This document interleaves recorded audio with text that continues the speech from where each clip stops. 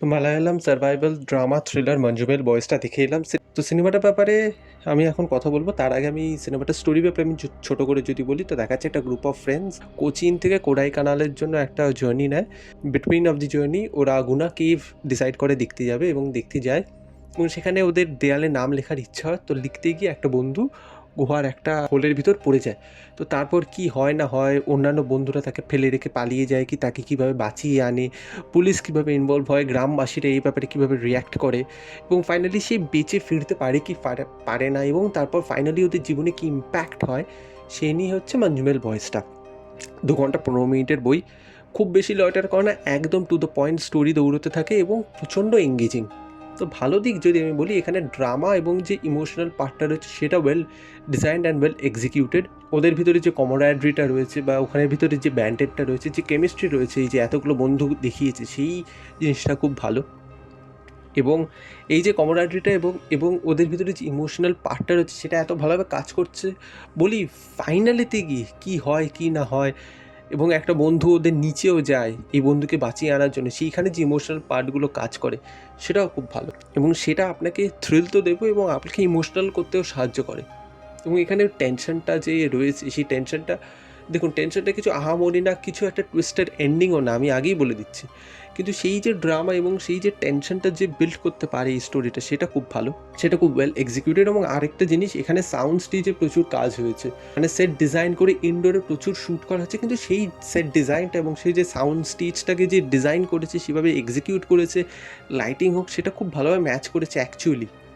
গুনা, যেটা কমল হাসানের সিনেমা, সেইটা ইজ আ বিগ ইম্প্যাক্ট। যারা দেখেননি দেখতে পারেন এটা সিনেমাটা। তো সেইখানের একটা গান এখানে ব্যবহার করা হয় এবং সেটা ওয়েল ইউজড, এবং তাছাড়াও it's a well executed cinema. টেনশনটা খুব ভালোভাবে বিল্ড হয়েছে, এবং এখানে পুলিশের এবং গ্রামবাসীরও একটা সাইড দেখায়, যে বন্ধুরা ঘুরতে চায় তাদের যে একটা কী বলবো টাসেল চলে গ্রামবাসী এবং পুলিশের সাথে, সেটাও খুব ভালোভাবে কাজ করে।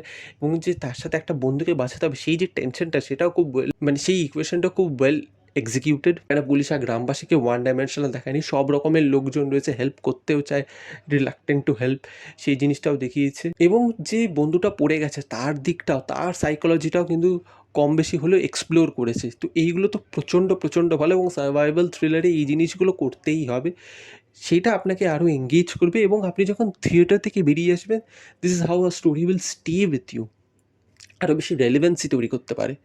তো এইগুলো তো আমার খুব ভালো লেগেছে, and it's very well shot. Light, colouring, VFX, sound, এই কাজগুলো সত্যিই খুব ভালো হয়েছে, এবং বিভিন্ন রকমের শটস রয়েছে which are very well taken and very well executed also.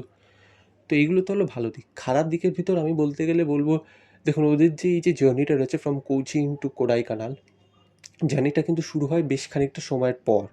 কিন্তু তাছাড়াও যে আপনি স্টোরি যে প্রোটাগনিস্টরা রয়েছে তাদের ব্যাপারে অনেক কিছু জেনে যাচ্ছেন, বা ওদের ভিতরে কেন যে এত ভালো বন্ডিং, কিসের জন্য ওরা একে অপরের সাথে এত ভালোভাবে গ্লু হয়ে থাকতে পারছে, ওদের ভালো এত কেমিস্ট্রি কেন, সেটা ওরা পারফরমেন্সের দ্বারা করতে পারছে। কিন্তু রিটেন মেটেরিয়াল ওদের কাছে তেমনি কিছু নেই।